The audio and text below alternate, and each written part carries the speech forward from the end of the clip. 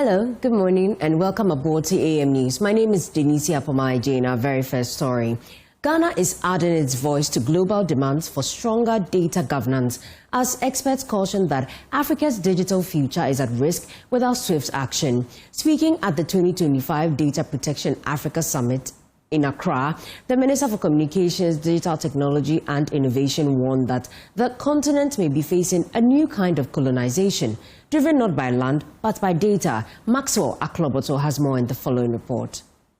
Ghana is joining calls for stronger data governance amid growing concerns that Africa's digital prospects could be undermined without urgent reforms. Addressing the 2025 Data Protection Africa Summit in Accra, the Minister for Communications, Digital Technology and Innovation, Sam George, warned that the continent may be edging towards a new era of digital colonization as foreign entities gain increasing control over African data. Because even as President Mahama is Africa's champion for reparations on slave trade and the effects of colonialism, I am deeply worried about a new version of colonialism, data colonization. And if Africa doesn't wake up, we'll be talking reparations in 2063 after all of our data has been colonized. The minister cautioned that without robust data protection frameworks, the continent's digital economy could face serious vulnerabilities. Without robust data protection frameworks, e-commerce cannot scale, fintechs cannot expand, cross-border identity verification cannot function.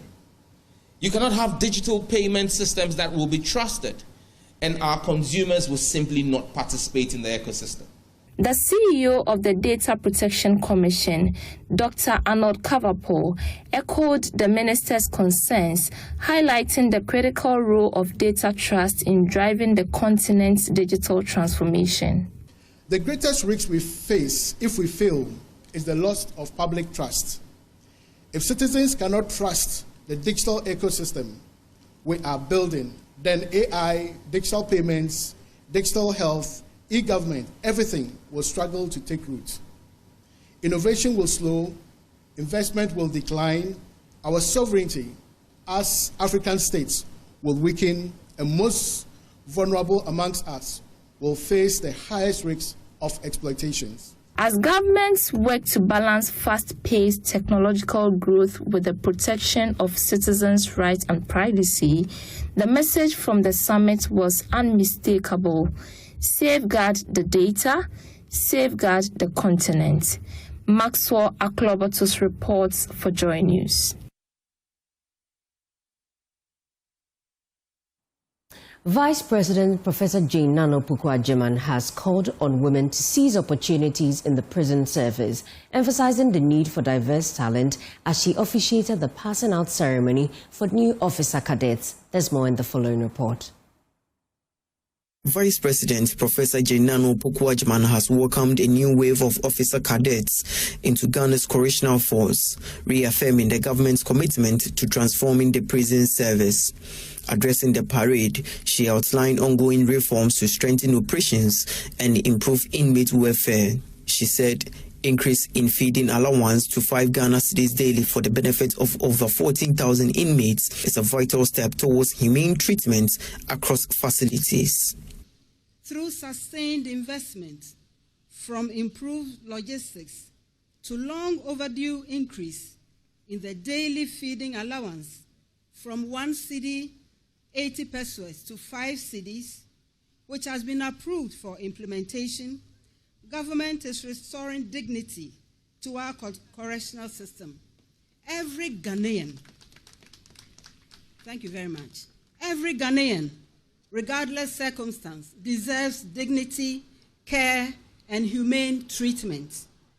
With this increase, over 14,000 inmates will benefit from more nutritious and decent meals. Government is committed to deepening this progress in the years ahead. She also noted the low number of women in the graduating class and expressed hope that future recruitment will attract more female officers. I saw that there weren't as many ladies, and I'm counting that in the next recruitment we get even more ladies. The Vice President also recognized 3 cadets who excelled during the course, presenting awards for the Commandant's Award, Best in Order of Merit, and Best All-Round Cadets. Allow all of us to honor the graduates who distinguished themselves during the course. The winner of the Commandant's Award, Junior Under Officer Kyekyewere. The Best in Order of Merit, Junior Under Officer Godwin Boateng Mensah. And Best All-Round Officer Cadet, Senior Under Officer Abraham Opoku Techi. Well done.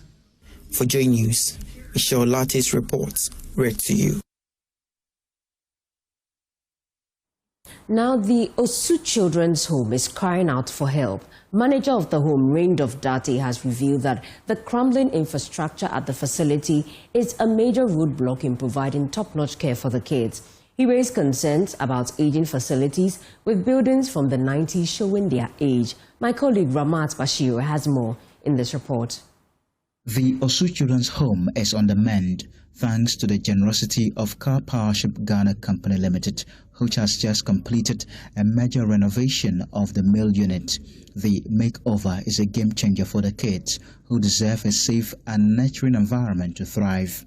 Manager of the home, Raindorf Dati, says years of wear and tear had taken a toll on the facility, affecting the quality of care. The issues are enormous because we are caring for children. This facility was built way back in the 50s. So in line with what Car Powership came to do today, we have issues with infrastructure issues. Aside, giving the children proper care, as in their upbringing, feeding and all that. Our infrastructure is very old, and every now and then we are into maintenance and all that. So that is how come basically Car Power came in to offer such a support. Car Powership Ghana's intervention has brought new life to the male unit. Managing Director Oscar Amono Neiza says it's about giving these kids the dignity and comfort they deserve. I believe there are other buildings or units here that need to be refurbished as well, and not even only also children's home, but we should look at other needy homes for the young ones and try and put some smiles on their face, as it's of no fault of theirs that they find themselves under such conditions. But I believe for us who have been privileged in a way, should give back to them and also give them that hope to live and make them have that desire to also do well in life. And so I would call up to all the other corporate entities and those who are in the position to help, to please come to the aid of these young ones. They need help. We need to put a smile on their faces because these are the future of our nation, Ghana. Member of Parliament Retana Odolesoa praised Car Powership Ghana's kindness and urged others to follow suit. When somebody comes to support you, you need to make sure that you maintain it, so that when the person even comes back to visit, we would say, oh, these people have done well, let me do more for them. So the maintenance culture by the teachers, the staff here, is very, very important, and I want to encourage them on that. Whatever you have, don't just give them their old clothes.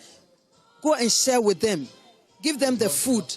Give them nice clothes. If you don't have the clothes, you can just take 4 children, 4 girls, buy them nice clothes in the home for Christmas, and believe you me, the joy will bring you more blessings. Advocates are calling on the government and stakeholders to keep supporting the Osu Children's Home.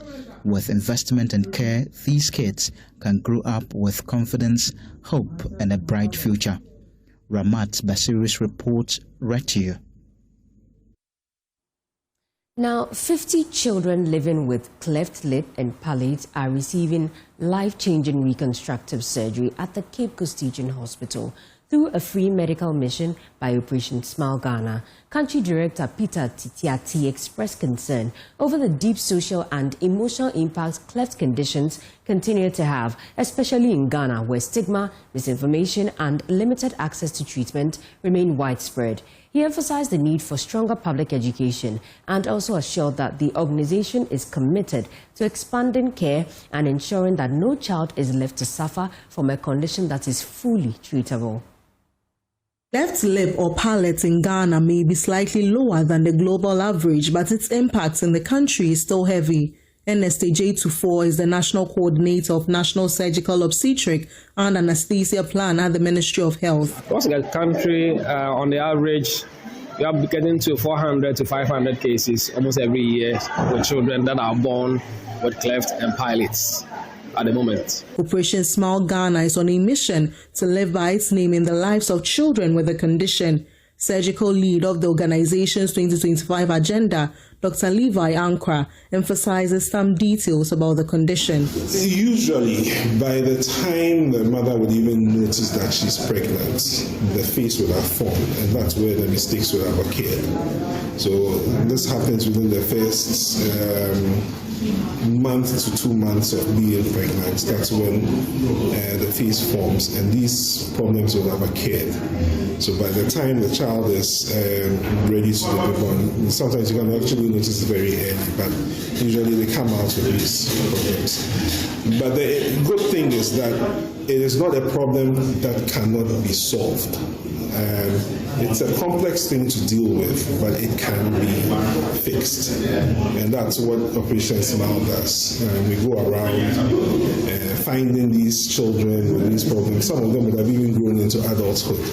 And then we try and correct these issues. The country director of Operation Smile Ghana, Peter Titiati, highlights the social impacts of the condition. The stigma aspect of this is what makes it a bit more alarming.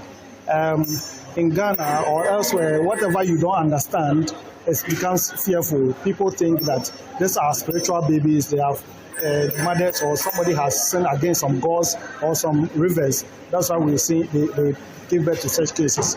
And so for us, it's important to send these messages. We've had a mother abandoning the baby this week in the hospital because the child was born with cleft lip and she couldn't understand why and how she could have that baby. So she just had to abscond and left the baby in the care of the midwife. So for us, the stigma is what is contributing to such behaviors and such traumatic experience for these children growing up. Janet Amwakwa, a mother of a child with cleft lip, shares some advice with other parents in the same situation.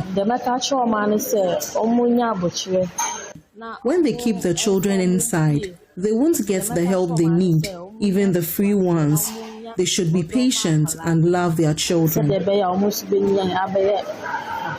For November and December, Operation Smile Ghana is sponsoring the surgeries of 50 children with cleft lip or palate. From Cape Coast, Abigail Lissel Nkrumah reports for Joy News.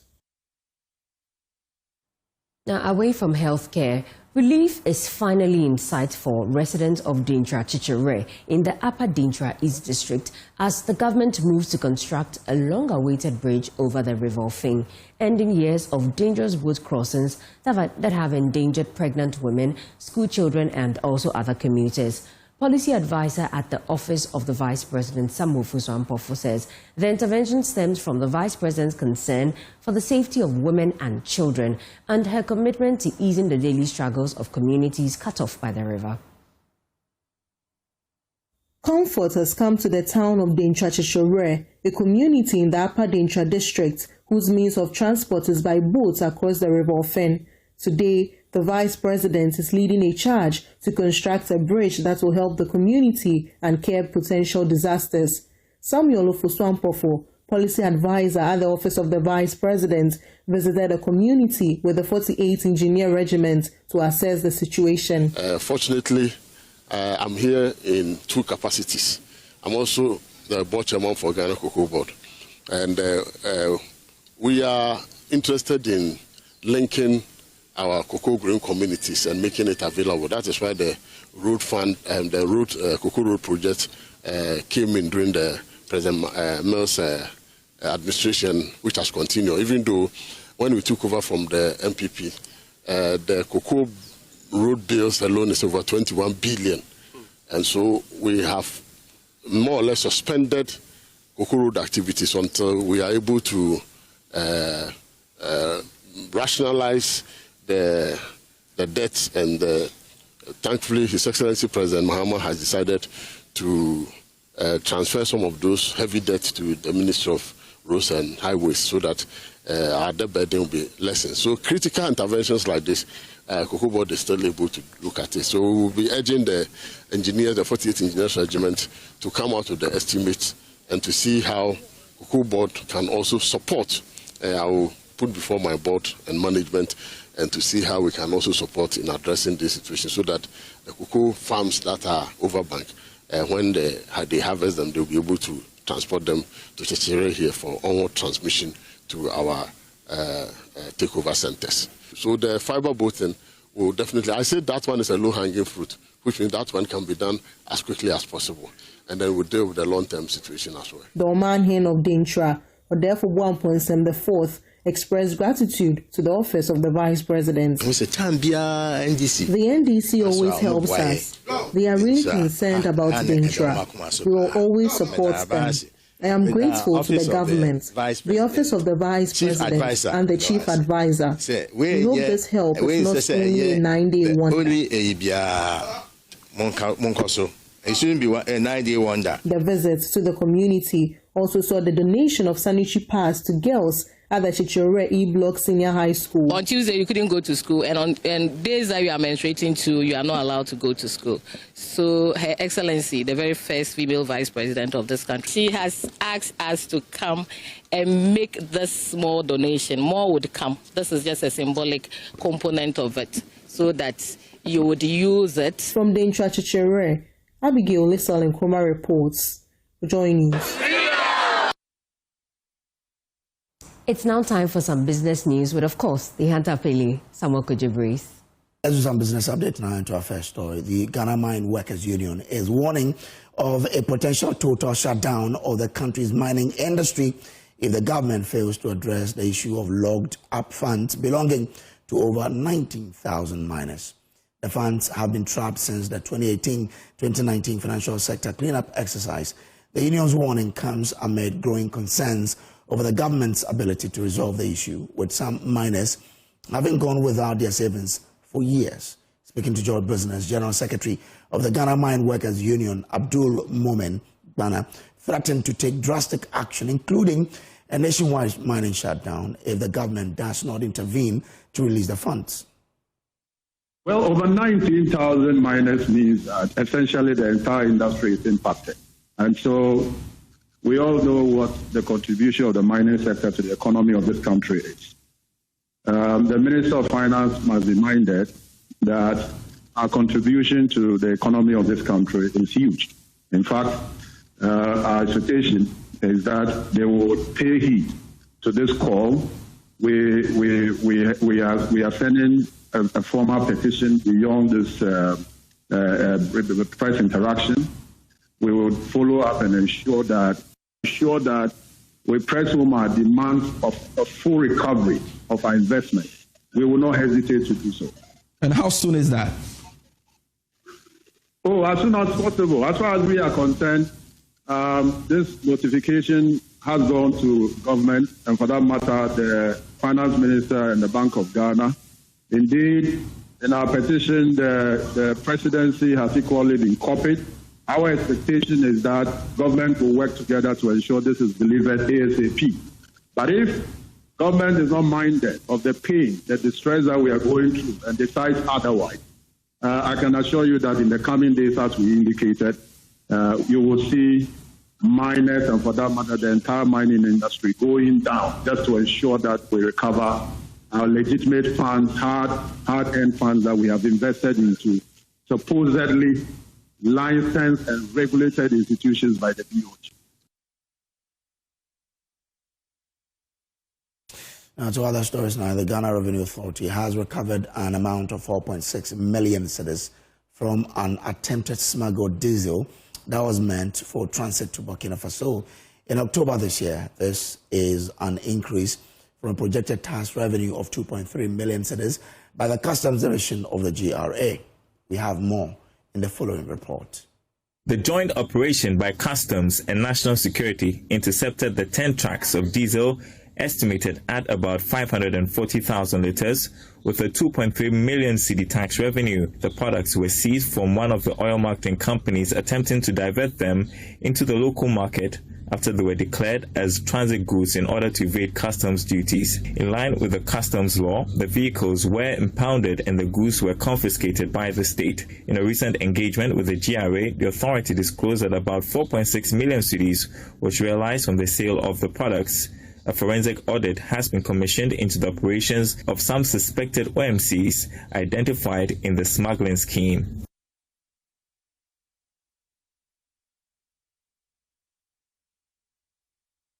That's all we have in business. Update back to you, Denicia. Thank you, Samuel Kyekyewere. And that's it for AM News. If you want more news, please, I know a place, myjaonline.com. My name is Denicia Pomaije. Up next is sports, but enjoy the rest of the show.